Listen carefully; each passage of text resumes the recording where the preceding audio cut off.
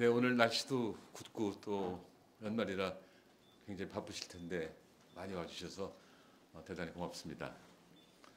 이미 그 허 이사가 말씀하셨듯이 금년에는 우리 행사가 많이 있었습니다. 4월에는 저 프레스센터에 가서 국민 대토론회를 국민일보 또 다른 기관들하고 같이 했고, 6월에는 기념식도 했고, 또 가을에는 동반성장연구소 10년사도 발간했습니다. 아직 안 받으신 분은 저 접수대에 남은 게 있으니까 한 분에 한 권씩만 가져가시면 되겠습니다. 그래서 앞으로 더 잘하겠다고 의사가 말씀하셨는데 두 가지만 말씀드리겠습니다. 하나는 지금 세계가 완전히 동반성장의 세계로 가고 있습니다. 많이 갔습니다. 지금 ESG라는 거 들어보셨죠? Environment, Social, Governance. 이거를 잘해야 수출도 잘하고 또 금융시장에 가서 자금 조달도 잘 할 수 있도록 됐습니다. 제가 최근에 하는 건데 그때 소셜이라고 하는 거는 형용사가 아니고 명사돼요.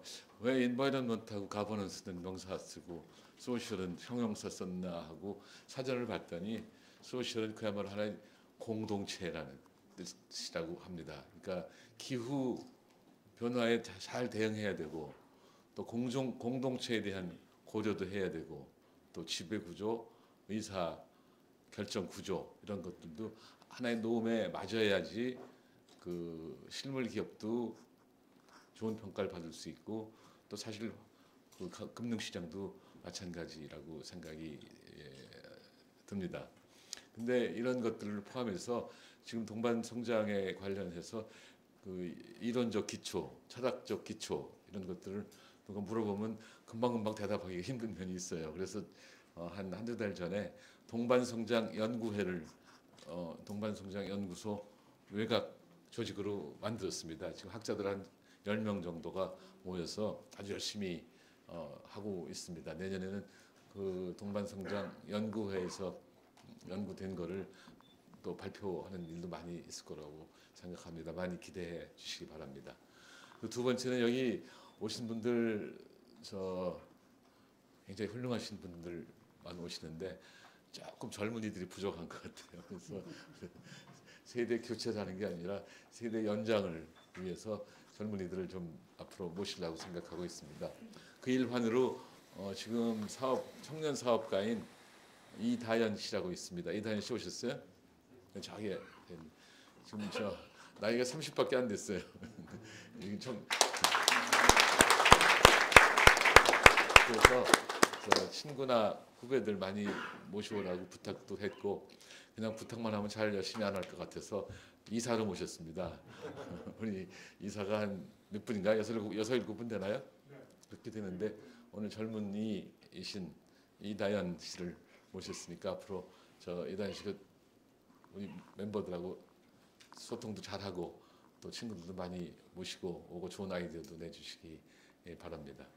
오늘 인구 문제에서 권위자라고 할 수도 있는 은기수 교수님을 모셨습니다. 제가 얼마 전에 세미나에 가서 그 발표하시는 걸 들었는데 여기 계신데 미안하지만 정말 멋있대요. 그래서 다음번에는 우리 포럼에 이분을 모시자. 그래서 결정된 지 한 달밖에 안 됐습니다. 오늘 은기수 교수님이 발표해 주실 텐데 은기수 교수께서는 서울대학하고 미국 펜실바니아 대학에서 인구학도 공부하시고 사회학도 공부하셔서 아주 폭넓게 연구하셨는데 오늘 좋은 발표를 해주실 걸로 믿습니다.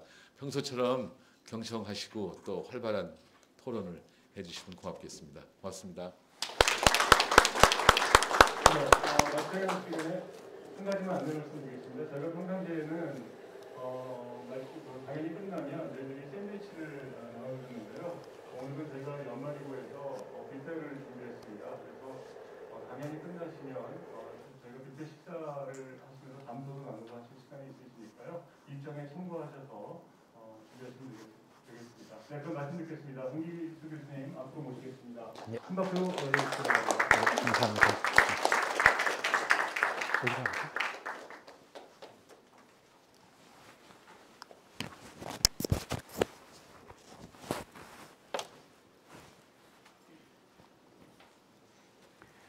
예, 안녕하세요. 저는 서울대 국제대학원에 있는 은기수입니다.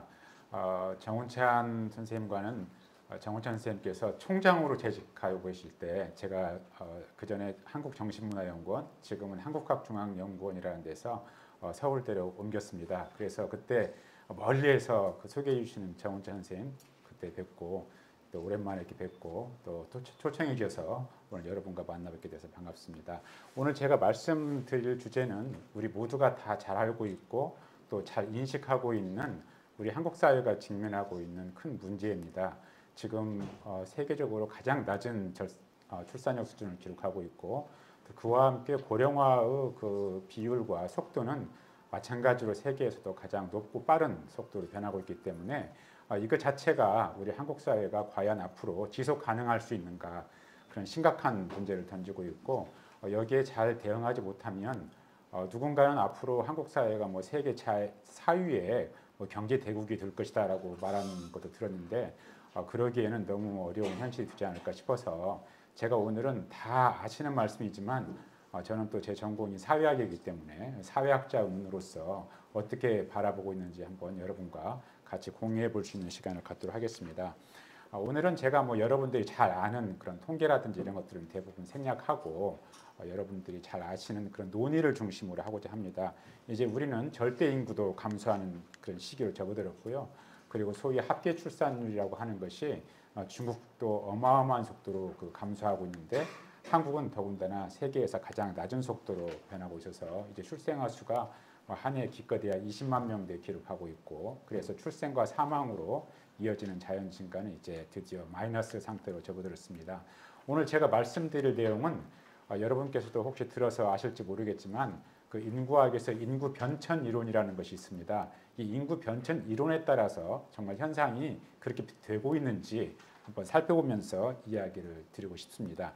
원래 이제 이 트랜지션이라고 하면은 어떤 상태 A에서 B라는 상태로 전혀 다른 상태로 변하는 건데요. 이렇게 한번 변하면 다시 뒤돌아오지 못하는 이제 그런 상태를 이 변천이라는 것으로 표현하고 있습니다. 그렇기 때문에 인구학적으로 이제 전혀 다른 상태로 변하고 있는 것을 인구 변천이라고 하는데 원래 처음에는 인구 변천 이론이라는 것이 처음에 제시가 되었습니다. 이때는 이론이기도 하고 뭐 모델이라고도 하는데 2002년에 돌아가신 프린스턴 대학에 계셨던 앤슬리 코우라고 하는 아주 유명한 그런 인구학자가 계셨는데 이분을 비롯해서 몇 분이 전 세계적으로 이 전통 사회에서 근대 사회로 세계가 변하면서 보니까 인구도 마찬가지로 전통 인구에서 근대 인구로 변하더라. 그래서 인구 변천 이론이라는 것을 그때 주창하셨습니다. 내용은 아주 간단합니다. 전통 시대에는 출산력과 사망력이 매우 높았는데 먼저 사망력이 좀 낮아지기 시작하고 그 뒤에 출산력도 따라서 낮아지기 시작하고 그래서 근대 사회가 되면 출산력과 사망력이 낮은 수준에서 안정화된다. 이렇게 표현한 이 인구 변천 이론이라는 것이 제시되었습니다. 그럼 이게 이론이기 때문에 정말 현실 세계에서 이렇게 이루어지고 있는지 보면은 출산력 감소는 지금 개발도상국과 또 이 선진국에서 모두 다 경험하고 있는 사실입니다. 출산력 수준이 물론 개발도상국은 아직 높은 수준을 기록하고 있는 나라가 많지만 높은 수준의 과거 전통사회 높은 수준에서 낮은 수준 변화하고 있고 이미 선진국은 오래전부터 낮은 수준으로 낮아지기 때문에 이 부분은 분명히 인구 변천 이론에 따라서 현상이 그대로 변하고 있음을 보여집니다. 마찬가지로 사망력도 선진국뿐만 아니라 개발도상국에서도 아주 빠른 속도로 낮아지고 있습니다. 특별히 제2차 세계대전을 통해서 소위 그 항생제가 개발되고 항생제가 보급되면서 이 저개발국에서도 개발도상국에서도 사망력 수준은 출산력 수준과는 달리 아주 빠른 속도로 낮아지기 시작하기 때문에 사망력 감소 또한 높은 수준에서 낮은 수준으로 변하고 있는 것 이것도 우리가 다 알고 있습니다. 그렇기 때문에 평균 수명이 이건 뭐 개발도상국, 선진국을 막론하고 수렴 현상을 보일 정도로 다 비슷한 속도로 아주 높은 연령으로 증가하고 있습니다. 그래서 지금 이제 이런 것이 보편화되고 있습니다. 뉴욕타임스 웨딩란을 보니까 두 분이 결혼하셨어요. 남자분은 94살이시고 여자분은 98살이신데 결혼하셨습니다. 이 두 분이 어디서 만나셨느냐? 이 운동하시면서. 네, 운동하시면서 건강하시니까 운동하셨겠죠. 운동하시다가 만나서 두 분이 뜻이 맞아가지고 결혼하셨는데 연령이 94, 98 이런 시대에 우리가 살고 있습니다. 아마 여기 계신 분들도 아마 이 연령층에 지금 이분들처럼 새로 또 결혼하실 분이 안 나온다고 볼 수 없는 거죠. 우리가 전혀 예상하지 못했던 새로운 세계에 살고 있다는 것을 알 수 있습니다. 그런데 이게 이제 앞으로는 원래 처음에는 인구 변천 이론이라고 했는데 그 뒤에 다른 인구 변천 이론이 나와가지고 지금 이것을 아마 제1의 인구 변천 이렇게 분리할 수 있을 것 같습니다. 이건 우리가 볼 때 보편적인 변천이다. 왜냐하면 개발도상국 또는 선진국 다 모두 관찰되고 있으니까 이건 보편적인 현상입니다. 그런데 문제는 이 사망력과 출산력 수준이 낮은 수준에서 안정 유지되고 있다고 했는데 도대체 그 낮은 수준이 어느 정도인가? 여기에 대해서는 사실은 아무도 합의된 바가 없었고 막연히 과거보다는 낮은 수준에서 안정될 것이다. 희망사항으로는 출산력 수준은 합계 출산율 2, 즉 부부가 한평생 한 2명 정도 자녀를 낳는 수준에서 안정되지 않을까. 이게 처음 이 이론을 주창한 분들의 기대였지만 현실은 그것보다 훨씬 낮은 수준으로 내려가고 있다는데 현실적으로 문제가 존재하는 거죠. 그 뒤에 또 유럽의 학자들이 제2의 인구 변천 이론을 주창했습니다. 이 벨기에 학자인 론 레스다거 그리고 또 반드카 이런 분들이 제2의 인구 변천 이론을 주장했는데 이것은 결혼이 감소하고 이혼이 증가하고 동거가 증가하고 또 혼외 출산이 증가한다. 이런 주로 이제 이쪽 부분에서 성과 결혼과 그다음에 동거, 그다음에 출산 여기에서 나타나는 새로운 변화를 가지고 제2의 인구학계 변천이라는 이론을 주창했습니다. 근데 이것은 뭐 출산력과 사망력에 관한 변화가 아니고 성, 결혼, 그다음에 출산, 혼외 출산을 중심으로 한 여기에 관해서 이 가족의 구성이 어떻게 되는가 이런 것에 관한 내용이기 때문에 이것은 어떻게 보면은 제1의 인구 변천 이론과는 달리 우리들의 라이프 스타일, 우리가 살아가면서 마주치는 중요한 그런 삶의 이벤트들 있지 않습니까? 거기에 관한 변화에 관한 이론이라고 볼 수가 있겠고 여기에는 가치관의 변화가 굉장히 중요한 역할을 하고 있습니다. 함께 변화했고 또 함께 영향을 미치고 있는 그런 변화에서 제2의 인구 변천 이론이라고 주장하고 있고 이 론 레스다거는 이게 서구에서 관찰되었지만 분명히 동아시아 사회에도 적용된다고 주장을 하고 있는 거죠.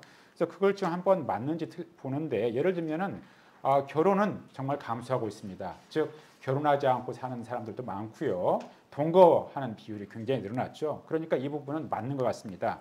그 다음에 이혼의 증가, 이혼도 아주 빠른 속도로 증가했고 한국도 이혼이 굉장히 높은 속도로 증가했습니다. 그러니까 이것도 어느 정도 맞는 것 같은데 요즘은 이혼이 그렇다고 무턱대고 증가는 아니고 지금은 약간 주춤하고 있는 그런 현실입니다. 거기에 따라서 결혼이 이혼으로 끝나는 그런 비율도 모든 나라에서 관찰되고 있으니까 이 역시 제2의 인구 변천 이론에 맞는 그런 변화다 볼 수 있겠습니다. 또 마찬가지로 결혼이 늦어지고 연기되고 있어서 결혼 연령 또한 늦어지고 있는 것이죠.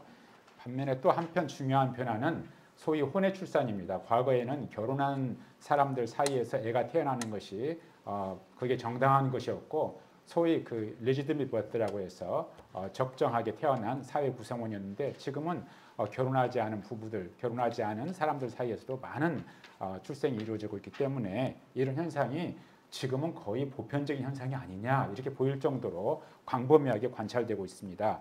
이런 면으로 보면은 이게 이 제2의 인구 변천 이론이 전 세계적으로 이것도 역시 보편적인 변화가 아닌가 싶은 생각이 드는데 그런데 이제 한번 이 지금 그림은 혼외 출산 비율을 보여주고 있는 거예요. 한 해에 100명의 출생아가 태어난다면 소위 결혼한 부부가 아닌 데서 태어난 출생아 수가 얼마가 되는지를 보여주는 것인데요. 맨 왼쪽에 뭐 칠레, 코스타리카 이런 나라들이 있는데 이런 나라에서는 예컨대 100명의 출생아가 있다면 70명 이상이 이 혼외 출산의 경우인 것이죠. 그래서 유럽의 여러 나라들도 이 수준에는 뭐 미치지는 못하지만 그래도 예를 들면 뭐 50명이라든지 60명 혹은 40명 이런 걸 기록하고 있고 그런데 극단적으로 맨 오른쪽에 위치하고 있는 나라를 보면은 제일 오른쪽에 또 우리나라가 또 존재하고 있습니다. 이제 그 옆에 일본이 있고 그다음에 뭐 그리스도 있고 이스라엘도 있고 터키도 있고 이런 외적인 몇 나라가 있습니다.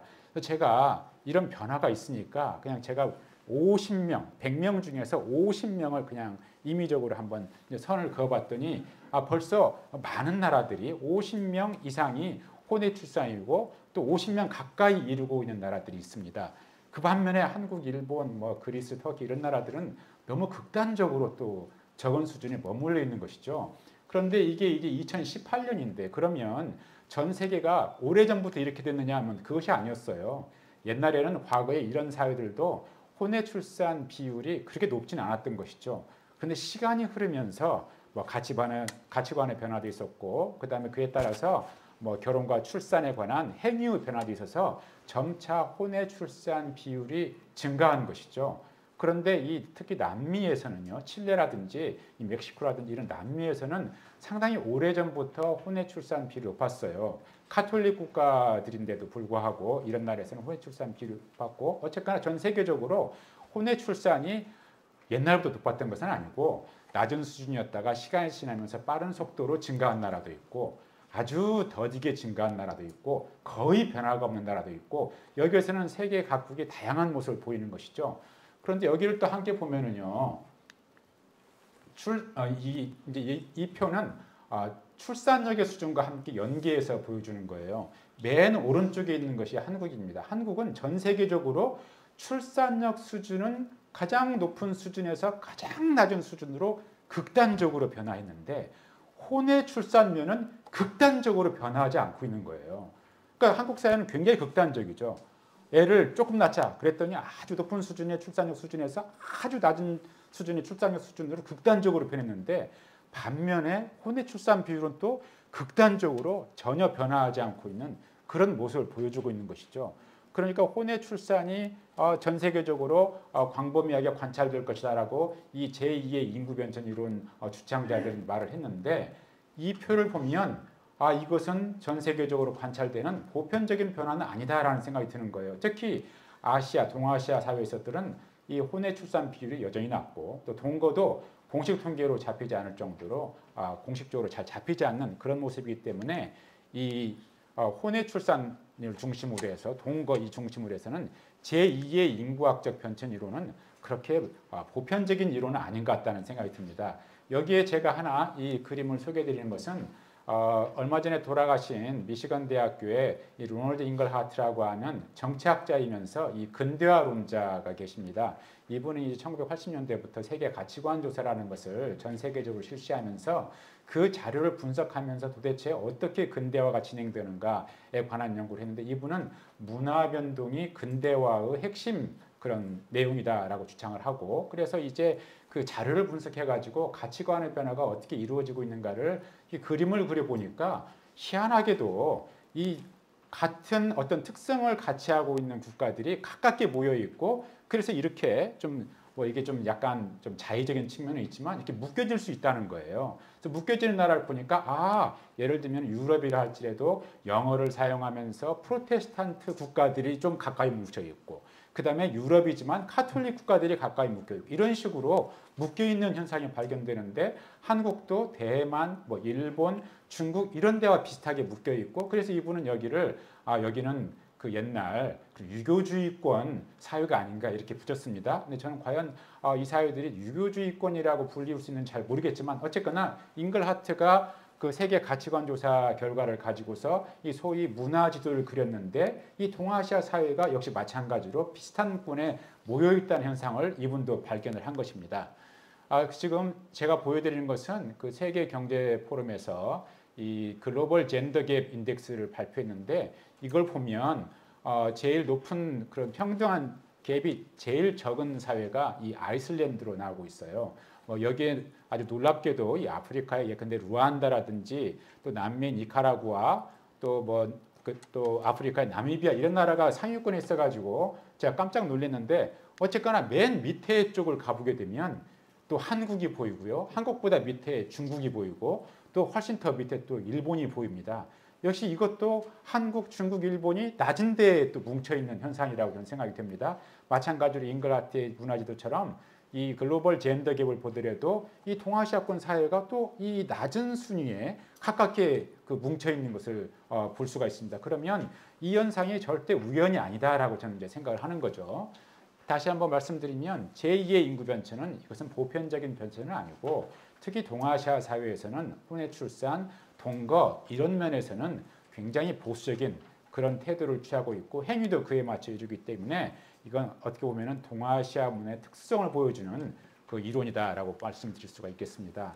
그 다음에 제3의 인구 변천 이론이라는 걸 주장했어요. 옥스포드에 계셨던 데이비드 코울만이라는 분이 제3의 인구 변천 이론을 주장하셨는데, 소위 세계화 시대에, 이 글로벌라이제이션 시대에 이 경계를, 국가 간의 경계를 드나드는 인구 등이 증가하지 않습니까? 그리고 또 난민이 많이 발생하고, 그래서 많은 난민들 또 이민이 그 주로 유럽에 이제 많이 집중되었는데, 이 데이비드 콜만은 사실 굉장히 보수적인 그런 학자십니다. 이분은 자기가 살던 나라 영국이, 자기가 살았을 때는 주로 백인이 주가 되었는데, 자기가 지금 나이가 들어서 보니까 자기 주위에 백인들은 잘 안 보이고 소위 유색인종들이 많이 보이는 거예요. 아, 이게 내가 살아온 영국 사회인가? 아마 그런 두려움에서 이분은 연구를 했다고 저는 짐작을 합니다. 그래서 이분이 아무리 객관적인 자료를 가지고 분석을 해서 제3의 인구 변천이다 이러고, 제3의 인구 변천 핵심은 결국은 한 나라의 인구가 인종의 측면에서 변화하고 있다. 예컨대 영국은 백인 중심의 그런 사회였는데, 이제는 백인이 그 다수가 아니고 소수로 밀리게 되고, 소위 유색인종들이 그런 머저리티가 되는 인종 구조 변화, 이것을 제3의 인구 변천이라고 했습니다. 이건 굉장히 어떤 이렇게 보면은 자기 사회를 보면서 어떤 두려움에서 저는 이 이론을 주장했다고 보는데, 예컨대 이제 미국 같은 경우에도 이 인종 구조가 여전히 급격히 변화하고 있고요. 그래서 이분이 이제 제시한 표가 바로 이 밑에 제가 박스로 친 표인데, 시간이 지날수록, 즉 한 사회에서 외국에서 태어난 또는 외국이 오리진인 그런 사람들의 구조가 비율이 점점 높아지고 있는 그런 현상을 제시하면서 제3의 인구 변천 이론을 제시하고 있습니다. 아마 이게 영국의 현상 같아요. 런던에서 출근하는 그 지하철 모습을 보면은 백인보다는 유색인종이 많은 사진을 제가 우연히 발견했는데, 일상생활에서 이런 모습을 보면서 분명히 이런 아이들을 얻었다 이렇게 생각이 듭니다. 그런데 이 부분은 이제 캐나다 선수 한 명을 소개한 건데요. 라이베리아 출신인데, 이 사람은 미국 국적도 가지고 있고 캐나다 국적도 가지고 있고 뭐 어머니의 국적도 가지고 있고 4개의 국적을 가지고 있나 봐요. 이제 이런 선수가 나타나고 있는 것은 사실은 이제는 그렇게 한 나라에서 태어나서 한 나라의 국적만 가지는 게 당연한 게 아니고, 어쩌면 다양한 국적을 가지고 있고, 또 이런 선수가 있기 때문에 그 어떤 국가대표 축구팀이 또 좋은 성적을 거둘 수 있는 기반이 되지 않는가 싶은데, 아무튼 말씀드리고 싶은 것은 제3의 인구 변천은 이 내부에 깔린 어떤 그런 인종 그런 변화에 대한 두려움이 깔려 있는 것을 사람들이 다 알기 때문에 그렇게 널리 받아들이고 쓰여지고 있지 않지만, 그러나 분명한 것은 우리 사회도 앞으로 이민이 증가하게 되면 우리의 인종 구조도 변화할 수밖에 없는 그런 측면은 분명한 사실이라고 생각됩니다. 이제 한국의 극초 저출산에 관한 질문을 드리겠습니다. 이 부분은 앞에 지금까지 인구학자들이 인구 변천 이론을 말한 것과는 전혀 상관이 없습니다. 즉 제1의 인구 변천에서 출산력 수준이 낮아지는데, 낮은 수준에서 안정화될 것이라고 했는데, 도대체 그 낮은 수준이 얼마냐? 학교 출산율 2에서 안정되는 거냐? 1.5에서 안정되는 거냐? 1.3에서 안정되는 거냐? 거기에 관해서는 누구도 그 논한 바가 없거든요. 그런데 분명히 낮아졌는데, 어떤 나라는 그래도 낮아져가지고 1.5 수준에서 그래도 안정되는가 하면, 한국과 같은 경우는 1보다 훨씬 미친 0.8, 0.7로 낮아지고 있기 때문에 이 부분에 대해서는 누구도 설명하지 않은 것이죠. 왜 이렇게 낮아지는가?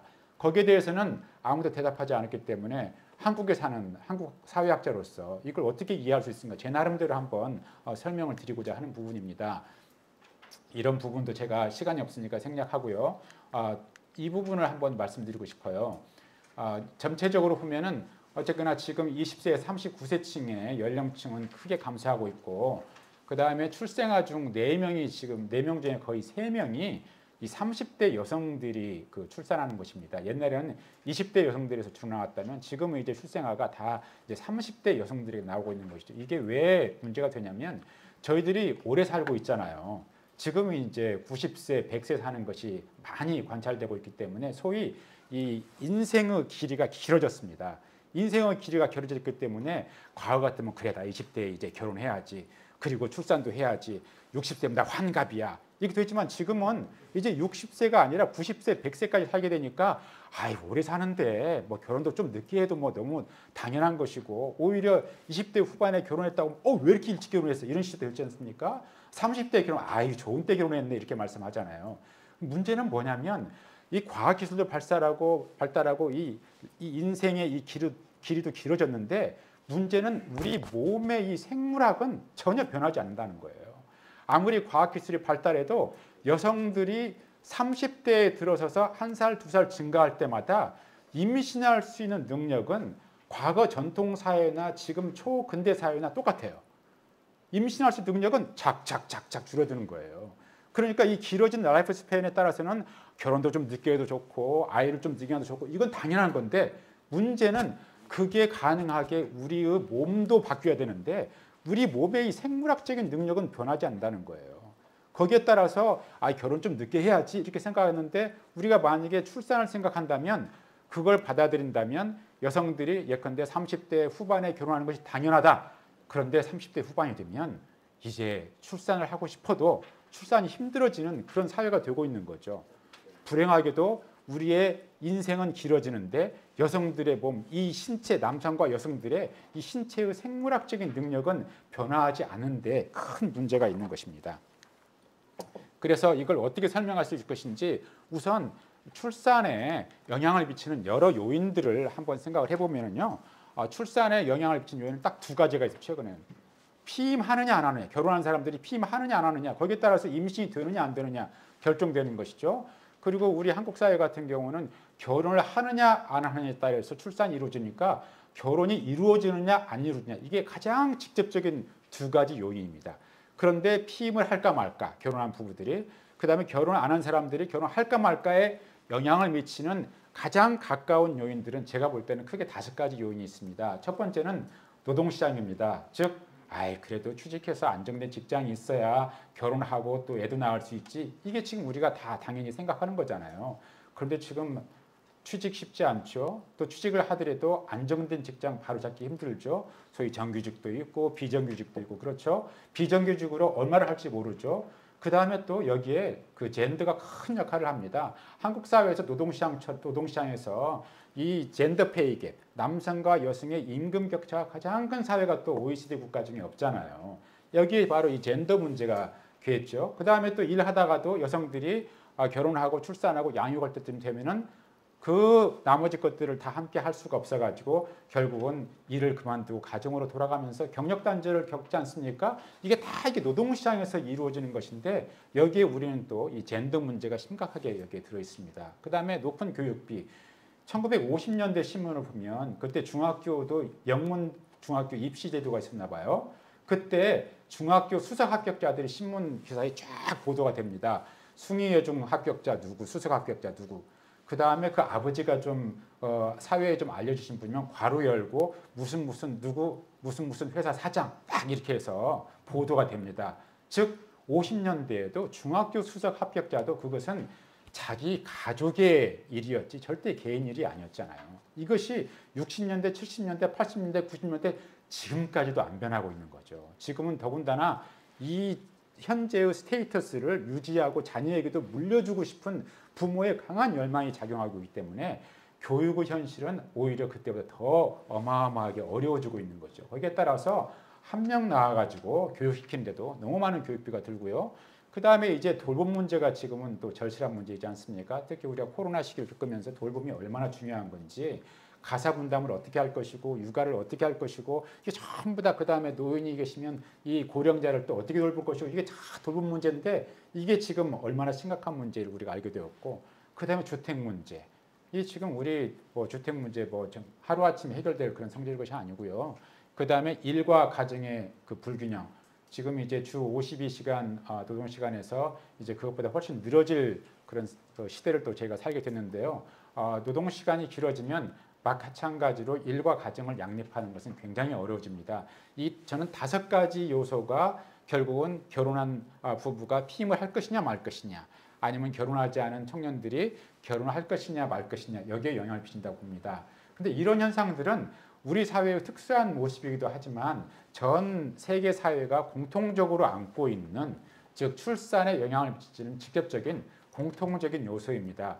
그보다 더 중요한 것은 이 뒤에 있는 배경이죠. 도대체 어떤 사회에서 이런 문제가 발생하고 있고 어떤 사회이기 때문에 이 문제가 더 심각한가, 이걸 둘러싸고 있는 사회에 대해서도 저희들은 신경을 써야 되는데 정부 정책은 이 주로 5가지에 전부 다 집중되고 있는 것이죠. 이 5가지에 대해서 어마어마한 예산을 투여해가지고 여러 정책이 마련되고 실시가 되었지만 그러나 저출산이 극복되었다는 이야기는 듣지 못하고 있고 전부 다 낭비되었다 이런 이야기를 듣고 있지 않습니까? 낭비된 요인이 이 5가지에 대한 정책이 잘못된 게 아니고 물론 불완전한 정책도 있겠지만 이 정책이 실시되고 있는 기반 우리 한국 사회의 특수한 모습이 어떤 사회인지 여기에 대한 저는 성찰이 부족하지 않은가 그런 생각이 듭니다. 우리 사회에서 이제 근대 교육이 실시되었는 근대 교육으로 세계에 들어도 있고요. 그러나 세계적으로도 이 젠더 불평등 가장 힘든 상황에 놓여 있고요. 개인 지향적인 가치가 많이 증가했음에도 불구하고 여전히 가족이 그걸 둘러싸고 있는 그런 특수한 모습이 있고요. 다른 한편으로 한국 사회는 물질적인 성공에 대한 그런 기대와 가치가 여전히 굉장히 높은 사회입니다. 소위 그 탈물질적인 가치가 증가한다. 근대 사회가 되면 이렇게 말하는데 제가 분석한 자료를 보면 한국 사회에서는 여전히 물질적인 가치, 소위 성공, 여기에 대한 성공과 갈망이 대단히 강한 사회입니다. 제가 빨간 걸로 지금 표시한 것은 저출산에 관한 소위 대표적인 4가지 이론입니다. 서구에서 개발된 4가지 이론인데 이 4가지 이론이 한국 사회에도 곳곳에 다 그 관계를 맺고 있어요. 그런데 이 4가지 이론에도 불구하고 왜 한국 사회만 유독 이렇게 저출산 상황이 심각한 것인지 이걸 잘 설명해주고 있지는 못하다 저는 그렇게 생각이 듭니다. 한국의 특수한 모습 첫 번째는 여전히 신유교주의 유산이 저는 강하다고 봅니다. 신유교주의, 니오 컨퓨셔니즘, 조선시대의 신유교주의가 철학자들은 또 여러 가지 해석할 수 있겠지만 제가 공부한 바로는 그리고 한국 사회에서 적용되는데 가장 중요한 2가지 모습이 있는데요. 하나는 정통성입니다. 이 신유교주의는 철저하게 이 정통성을 바탕으로 했거든요.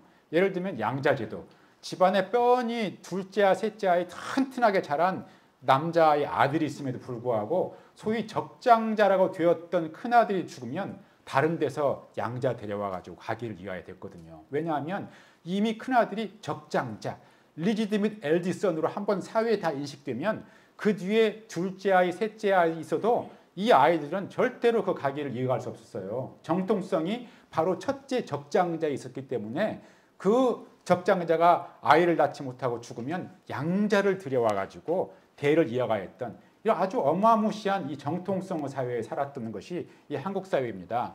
지금도 마찬가지예요. 그래서 가족이란 게 있으면 법적으로 딱 너희들은 가족이야. 오직 가족 내에 가족원들끼리만 해야 되는 그런 것이 사회적으로 인정되는 것이죠. 예컨대 병원에 급한 일이 있어서 보증을 서야 되는데 가족이 아니면 이 보증을 설 수가 없다는 것. 이런 현실들이 우리들이 많이 있습니다. 소위 생활동반자법 이런 거 주창을 해도 이게 잘 받아들이지가 않고 있죠. 그래서 정통성 문제가 제일 크고요. 2번째는 저는 한국 사회에서 현대의 양반되기, 영어로는 양반아이제이션 이렇게 표현할 수도 있겠는데요. 지금 여기 계신 분들은 에이구 무슨 지금 양반 타령이야. 그거 없어진 지가 언젠데 누가 지금 양반이라고 해. 이렇게 다 생각하실지 모르지만 저는 지금도 한국 사회에서 이 양반되기는 얼마든지 그 다른 모습으로 존재한다고 생각을 합니다. 공식적으로는 1894년 가부개혁 때 이 전통시대의 신분제가 철폐됐습니다. 그렇지만 이 신분제가 철폐되었어도 공식적으로는 사람들 머릿속에는 여전히 남아있는 것이죠. 저분은 내 주인, 쟤는 머슴, 내 하인 이런 생각이 여전히 지배적인 것이죠. 그래서 현대사회에서 신분상으로는 양반에 대한 그런 열망이 굉장히 많았다고 생각을 해요. 그래서 한 번 양반이면 영원한 양반. 그래서 저는 안정적인 신분을 추구하는 그 밑바탕이 됐다고 생각합니다. 또 현대의 양반이 되기 위해서는 여전히 고등교육이 필수적인 것이죠. 또 마찬가지로 육체노동 이건 안 되고 편한 그런 사무직 노동을 전부 다 그 자녀들에게 이런 직업을 물려주고 싶은 부모들의 열망이 있죠. 이런 것들이 다 과거의 양반과 똑같은 모습이라고 저는 생각을 합니다. 그렇기 때문에 지난번에 신문에도 보도되고 큰 화제가 되었던 소위 골든 티켓이라고 부르는 것, 자녀들을 좋은 학교 보내가지고 소위 대기업에 취직시키는 것, 이런 것이 한국의 부모들이 다 갈망하는 것이다. 이게 저는 현대의 양반적이라고 생각합니다. 이거 과거 전통사의 양반과 다를 바가 하나도 없는 것이죠. 제가 개인적으로 2000년대 초반까지는 여러 지방을 다니면서 현지 조사도 많이 했습니다. 근데 놀랍게도 현지 조사함이 늘린 것은 여전히 사람들 머릿속에 이 양반 옛날 그 신분의식이 굉장히 강하게 남아있고요. 심지어는 제가 서울대로 옮기기 전에 경기도 그 판교 운중동 한국정신문화연구원에 있을 때 제가 거기 이제 개발되기 전에 학생들과 조사를 해봤는데요. 세상에 그때 2002년 그때 판교가 조선사회더라고요. 거기에 연한희 씨가 양반 성씨 남아 있고 나머지 성씨는 이건 다 평민 쌍놈 성씨들이었어요. 교회가 두 군데 있는데 연한희 씨는 교회를 안 나가요. 아니 왜 교회를 안 나가십니까?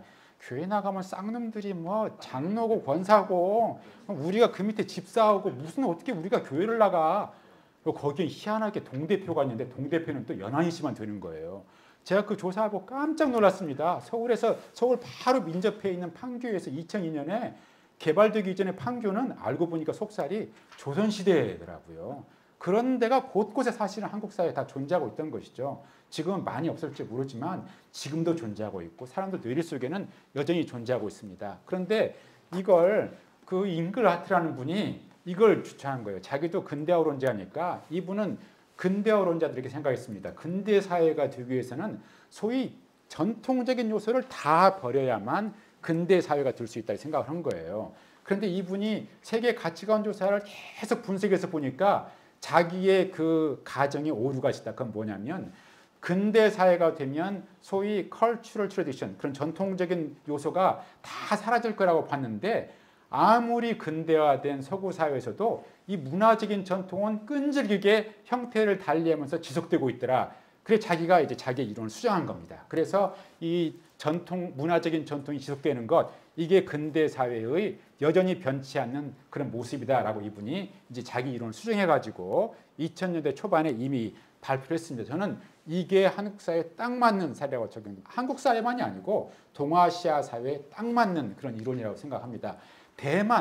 대만도 곧 머지않아서 한국처럼 이 합계 출산율이 1 밑으로 내려갑니다. 대만도 그렇고요. 그 다음에 중국도 똑같습니다. 저는 중국을 보면 참 놀라워요. 중국이 지금 70년 이상 사회주의 국가로 남아있는데 아니 어떻게 그 오랜 사회주의 국가로 남아있는데도 이 젠더 관계라든지 이런 것은 한국과 뭐 저 대만이나 이런 동아시아 사회 별반 다르지 않다는 거예요. 그래서 이게 사실은 뉴욕타임즈에 지난 1월 달에 실린 중국의 이 출산율에 관한 기사인데 제가 기사를 읽어보니까 이걸 중국을 갖다가 한국이나 또 대만이나 이름을 바꿔도 똑같은 거예요.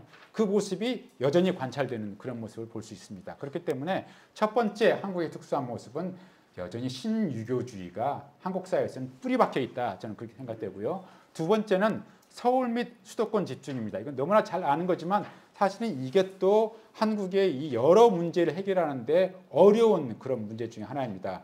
바로 지금 이 동반성장연구소가 이 서울과 로컬이 함께 동반성장해야 되고 남성과 여성이 동반성장해야 되고 대기업과 중소기업 동반성장해야 되고 그러는 건데 여전히 이게 지금 한국 사회의 발목을 잡고 있는 그런 면이죠. 학교, 병원, 심지어는 교수들도 전부 다 인서울입니다. 지방대에 있는 교수들의 꿈은 뭐냐? 인서울.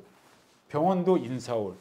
정치, 경제, 사회 모든 권력이 다 지금 여전히 서울에 있고 과학기술이 발달하면 뭔가 좀 이렇게 좀 퍼져 살 줄 알았더니 오히려 더 서울로 집중하는 현상을 보이고 있습니다. 2020년 센서스 자료를 분석해 보니까요.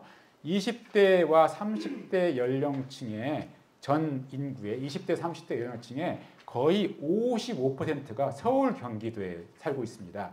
경기도라고 해도 무슨 경기도 연천의 무슨 농촌 지역이 아니고 다 서울, 인천, 뭐 여기 위성도시 다 근교에 살고 있는 거죠.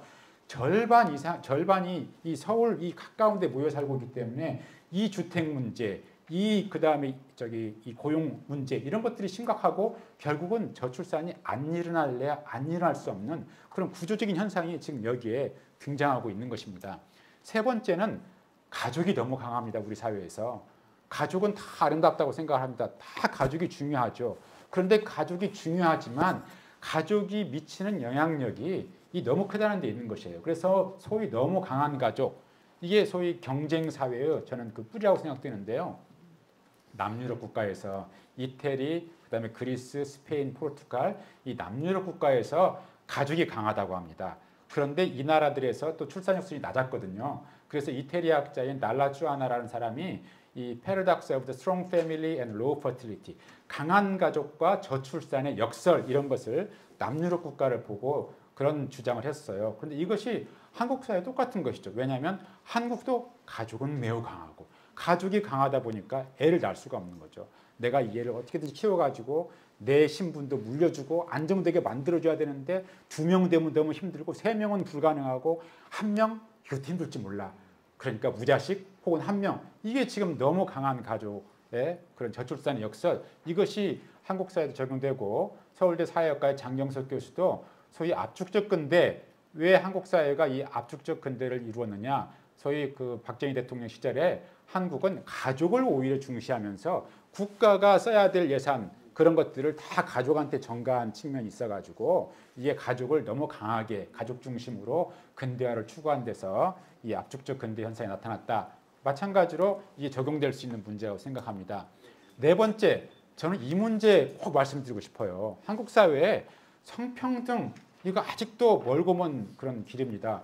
죄송하지만 제가 정운찬 선생님 지난번 마지막으로 만나뵌 게 한반도 미래인구연구원 그 출범식에서 만나뵀는데요. 그 출범식 이후에 패널 4분 모시고 간단한 토론회가 열렸습니다. 제 발표 때 제가 말씀드리면서 이런 말씀 드렸습니다. 주위에 한번 둘러봐 주십시오. 둘러봤습니다. 어떤 분이 계시느냐. 한반도 미래인구연구원이 출범하는데 참석자의 5분의 4는 남성분들이었습니다. 제가 보기에. 그리고 남성분들도 좀 연령층이 높은 분들이었어요. 5분의 1만 여성분들이었습니다.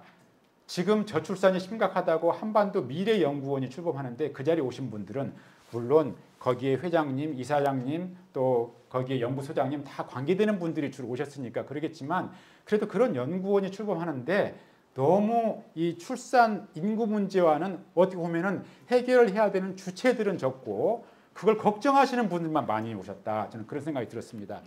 아직도 이 성평등 문제가 저는 심각하다고 저는 생각을 합니다. 노동시장에서 한국처럼 이 성차별이 심한 사회가 없습니다. 이건 이제 소위 그 개발도상국과 선진국의 몇 나라를 뽑아가지고 여성들의 연령별 경제활동 참여율을 보여주고 있는데요. 물론 개발도상국은 전반적으로 여성들의 경제활동 참여율이 낮습니다. 그리고 선진국은 또 높습니다.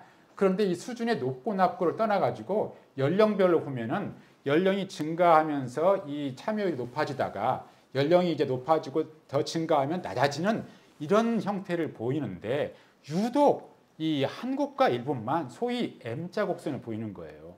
전 세계적으로 여성의 경제활동 참여율이 이 M자 곡선을 보이는 나라는 제가 쭉 돌아봐도 조금 그런 사회가 있어도 이렇게 현저하게 보이는 사회는 한국과 일본밖에 없습니다. 그리고 여기에서 개선이 잘 안 이루어지고 있어요.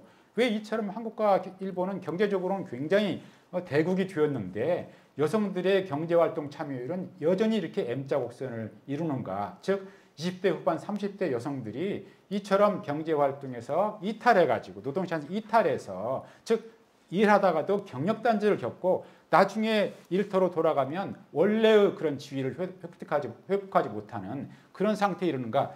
이거 자체가 한국 사회에 심각한 그런 성평등 문제를 저는 보여주고 있는 하나의 상징적인 예라고 생각을 합니다. 그러면 어떻게 해결해야 되는가? 해결 방안.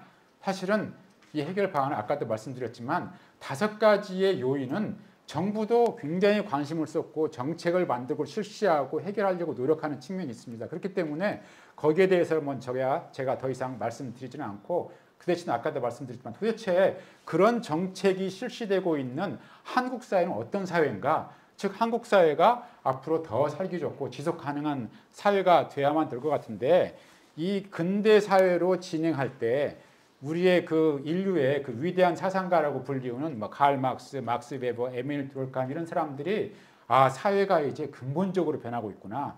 그럼 근본적인 사회는 도대체 어떤 사회가 되는가? 그 사회의 질서를 유지하기 위해서는 도대체 어떤 원리가 필요한 것인가? 그런 걸 탐구했던 분들이 사실은 칼 막스, 막스 베버, 에밀 듀르켐이죠. 이런 분들이 그 새로운 사회 질서의 원리를 찾으려고 노력을 했는데 그럼 한국 사회는 그런 사회인가? 저는 성경에 이 말씀이 지금 우리 사회에 딱 맞다고 생각을 합니다. 성경에 세술은 세부대 이런 표현이지 않습니까? 즉 근대 사회는 결국은 세 부대가 되는 것이죠. 그리고 세술은 거기에 맞는 새로운 근대적인 현상, 근대적인 정책들이 다 만들어지고 실시되어야 되는 것이 맞는 것이죠. 그런데 우리는 이 새로운 근대의 정책들이 지금 완전히 새로운 근대 한국 사회에 적용되고 있는 것인가? 저는 그게 궁금한 것이죠. 저는 한국 사회가 세부된가? 아니면 여전히 헌부된가? 거기에 대해서 고민하고 있습니다.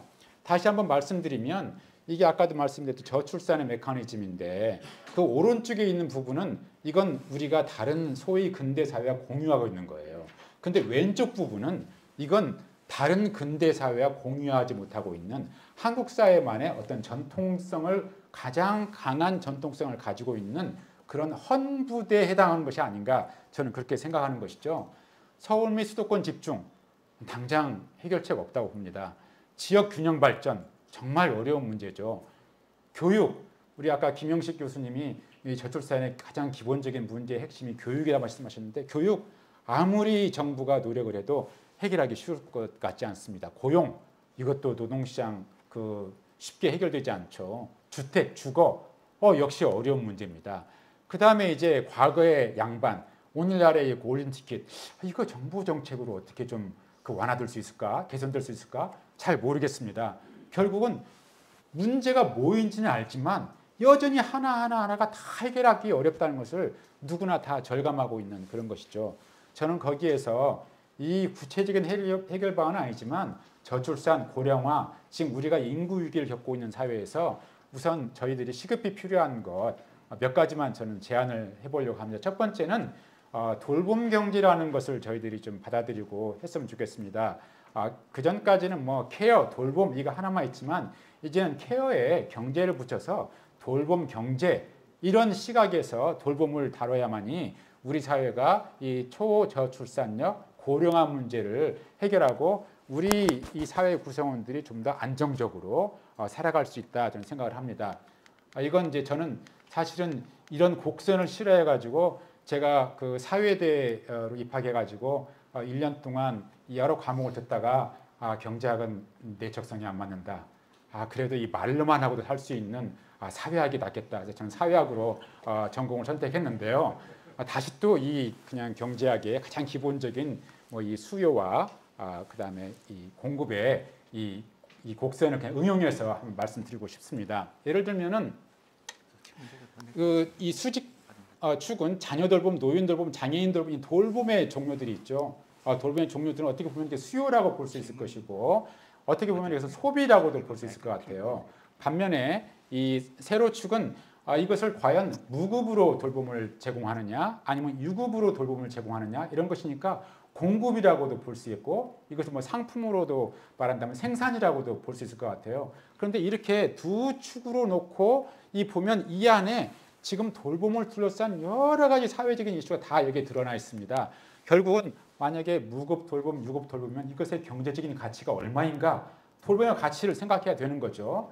그 다음에 누가 과연 무급 돌봄을 하고 누구는 유급 돌봄을 하는가 이게 이제 남성이냐 여성이냐 이런 문제가 또 제기되는 것이죠. 성평등의 문제가 제기되는 것이고 그 다음에 도대체 얼마짜리를 제공하길래 그러면 질이 얼마나 되느냐 이 돌봄의 질 문제가 여기에 되는 것이고요. 그 다음에 유급 돌봄이라 생각한다면 그럼 그분들도 돌봄 노동자이니까 그 돌봄 노동자들은 도대체 얼마만큼의 처우를 어느 정도의 처우를 받고 있는가 또 그분들은 또 누가 돌보는가 이런 문제가 또 생각될 수가 있겠고요. 그 다음에 또 이게 돌봄 노동이라면 그럼 과연 직업으로서 우리가 생각할 수 있는 것인데 과연 어떤 종류 직업인가 과연 우리가 누구나 택할 수 있는 그런 직업인가 아니면 어떤 특정한 성에만 해당되는 그런 직업인가 다양한 문제가 여기에서 해결됩니다. 그렇기 때문에 앞으로 돌봄 문제를 다룰 때는 반드시 이 돌봄 경제라는 시각에서 다룰 필요가 있겠다 생각이 되고요. 그리고 돌봄이라는 것은 사실은 오늘날 우리는 그냥 자녀 돌봄, 저출산이니까 자녀 돌봄, 그다음 고령화 사회가 되니까 고령층 돌봄 이 두 축만 생각하는데 지금은 청년 돌봄도 심각합니다. 청년들이 자기 부모를 돌봐야 되는 그런 경우가 많은 거예요. 반면에 저희들이 지금은 건강하지만 저희들이 아플 때도 있어요.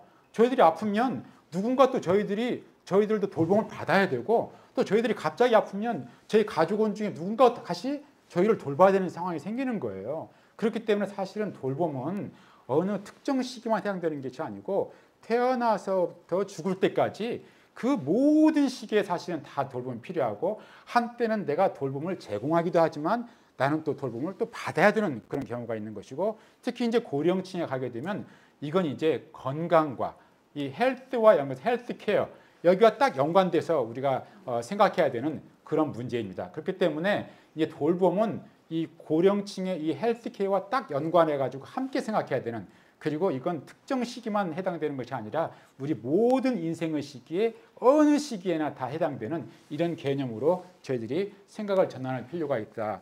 돌봄은 절대로 복지나 낭비라고 생각할 수가 없습니다.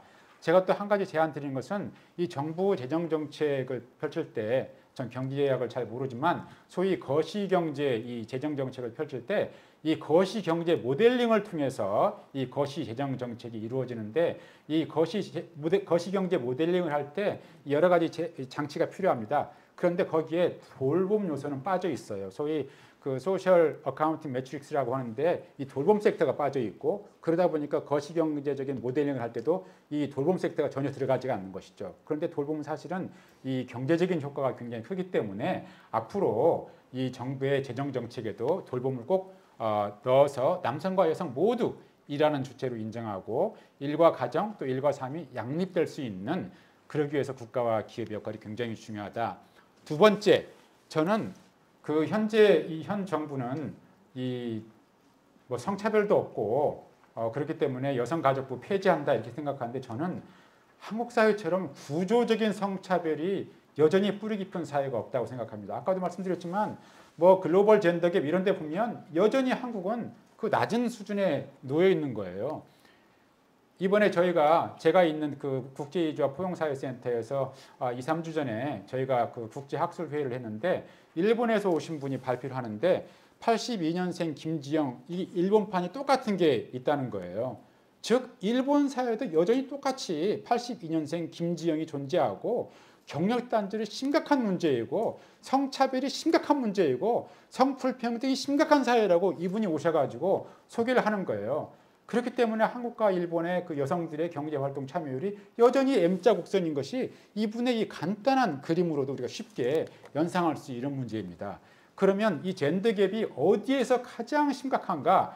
교육 어느 정도 이제는 평등해지고 있어요. 노동시장 그래도 한국이 많이 부족하지만 다른 면에 비해서는 많이 낮죠. 건강, 성평등, 성불평등 많이 없습니다. 그런데 정치적인 영역에서 성평등이 전 세계적으로 가장 심각합니다. 이거 보면은요, 마찬가지 빨간색으로 표시하는 것이 이 성평등에서 이 정치적인 성불평등이 심각한 사회인데, 한국, 일본 이렇게 지금 제가 동그라미 친 부분이 보이죠. 전 세계적으로 정치적인 영역에서 여성들의 역량 강화가 필요하다면 그건 바로 한국과 일본, 중국 이런 데가 해당되는 그런 것입니다. 성평등이 출산력 상승에 직접적으로 영향을 미친다고 저는 보지 않습니다. 성평등만 이루어지면 출산력 수준이 막 높아질 것이다. 저는 그렇게 보지 않습니다. 성평등을 이룬다는 것은 제가 아까 말씀드린 그런 중요한 5가지 요인이 기반하고 있는 한국 사회, 이 한국 사회를 헌부대가 아니고 진짜 새 부대로 만드는 데 꼭 필요한 요소다. 저는 그렇게 주장하는 것입니다. 이 신유교 전통시대의 대표적인 유산이 뭐냐면 남자 중심 그리고 연령서열 질서사회, 이게 바로 신유교 전통사회인데 이게 지금 우리 한국 사회에도 여전히 관철되고 있죠. 어떻게 변화해야 되느냐? 저는 모르겠습니다. 저는 정부가 조금 약간 무식하고 용감한 것을 좀 택해주면 좋겠어요. 장관 임명할 때 옛날에는 서호남이었다고 지금 서육남 시대라고 그러지 않습니까? 제가 드디어 올해 6으로 돌입했습니다. 저도 이제 서육남이 되었습니다. 그렇지만 전부 다 장관들이 저와 같은 사람을 채워지면 제가 젊은 사람들 보기에 굉장히 부끄러울 것 같아요.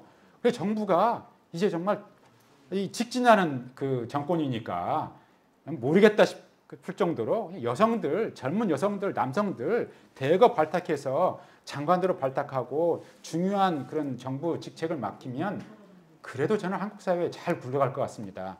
그렇게 해서 사람들에게 사회가 정말 변하고 있네, 이쯤에 변하고 있네, 이게 눈에 보여야, 그래야 다른 데에서도 이게 파급 효과가 있지. 이 장관들이 눈에 보이는 분들이 보이지 않는데 다른 부분에서 변화하라고 해도 변화가 이루어질 것인가? 저는 거기에 대해서 굉장히 회의적입니다. 전 세계적으로 여성들이 이 정부 수장이고 수상이고 대통령인 사회가 많습니다. 왼쪽은 라가드라고 하는 그 유명한 프랑스 법률가입니다. 지금은 유럽 중앙은행 총재시죠. 왼쪽은 제넷 옐런, 지금 미국의 재무장관이시죠. 이 두 분이 하는 건데 이 라가드가 국제대학원에 특강을 하셨었어요. 특강에서 이분이 이제 그때는 경제 수장이니까 경제 정책 쫙 말한 다음에 맨 마지막에 제 개인적인 말씀을 하시더라고요. 자기가 결혼할 때 자기 남편을 보고 결혼하지 않았대요. 남편을 좋은 남편감이다. 남편을 보고 결혼한 게 아니고 남편의 어머니를 보고 자기는 그 남자하고 결혼하기 결심을 했대요. 왜냐하면 자기는 밖에 나가서 활동을 해야 되는데 결혼하고 또 애도 낳고 길러야 되는 거예요. 근데 자기가 활동하기 위해서는 누군가가 자기 아이를 돌봐줘야 되는 거예요. 그런데 당시 프랑스 사회도 그렇게 양육 이런 시설이 완비되지 않았었고 결국은 여성들이 다 그 책임이 있었고 그래서 그 당시 프랑스도 출중한 여성들이 일을 못한다는 거예요. 그렇기 때문에 자기는 자기 대신 자기 아이를 길러줄 시어머니를 보고 그 남편하고 결혼했다. 그 말씀을 이 라가드가 국제대학원에 특강으로 하시더라고요. 지금은 많이 변했죠. 그런데 한국은 여전히 라가드 시대인 거예요. 지금도 마찬가지로 내가 남편 물론 고르지만 그 남편의 시부모가 혹은 친정부모가 내가 아이를 낳으면 길러줄 수 있을까? 이게 굉장히 중요한 그 아이를 낳을 때 고민하는 그런 거리 중에 하나잖아요. 국가가 아무리 그 시설을 완비하더라도 지금 현재 이 성평등이 이루어지지 않고 양육이 제대로 이 돌봄이 안 돼 있기 때문에 된 문제들 어쨌거나 이분은 그래도 크게 성공하셔가지고 세계적인 지도자가 되신 것이죠. 이 팬데믹 시대에 여성들이 지도자인 국가에서 비교적 별 어려움 없이 다 어려움을 극복했다. 그래서 여성들이 이 수반인 것이 뭐가 문제냐 이런 주장을 얼마든지 할 수 있는 거죠. 마지막으로 지역 균형 개발 저는 정말 중요하다고 생각을 합니다. 서울이 매력적인 도시가 되어야 된대요. 그렇게 해서 집적화도 이루어져야 됩니다. 그런데 그렇다고 해서 모든 걸 다 서울에 올인하면 한국 사회가 존재할 수 없는 거죠. 서울과 로컬이 동반 성장해야 되고 세대가 동반 성장해야 되고 남성과 여성이 동반 성장해야 되고 대기업과 중소기업이 동반 성장해야 됩니다.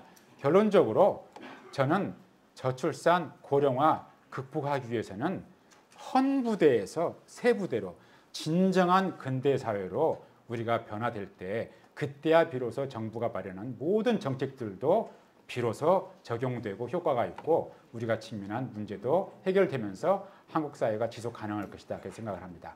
예, 감사합니다.